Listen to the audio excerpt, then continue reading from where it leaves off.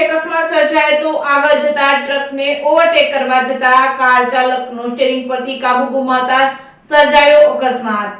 જામનગર જિલ્લાના કાલાવડ તાલુકાના રણુજા ગામ પાસે અકસ્માત સર્જાયો તો એક કાર ચાલક તુતાર પરથી કાલાવડ તરફ આવી રહ્યો હતો ત્યારે આગળ જતા ટ્રકને ઓવરટેક કરવા જતા કાર ચાલકનો સ્ટીયરિંગ પરથી કાબુ ગુમાવતા કાર ખેતરમાં ઘૂસી હતી। ખેતરમાં ઉભેલ વીજ પોલ સાથે અથડાઈ હતી। વીજ પોલ પડી ગયો હતો। પીજીવીસીએલના કર્મચારી સંજયભાઈ રાવલને સૂઝબૂઝના કારણે મોટી દુર્ઘટના થતા અટકી હતી। વીજ પુરવઠો ચાલુ હોવાથી તાત્કાલિક બંધ કરાવ્યો હતો। બનાવની જાણ થતા દેવપુર સહિતના આજુબાજુ ગામના સરપંચ સહિત ગામના લોકો દોડી ગયા હતા। કારમાં બેસેલ પરિવારને સલામત રીતે બહાર કાઢવામાં આવ્યો તો સદનસીબે કોઈ જાનહાની થઈ નથી। કાર એટલી સ્પીડમાં હતી કારનો કચરઘાણ નીકળી ગયો હતો। Reporting by Harshal Khanderia, Jamnagar.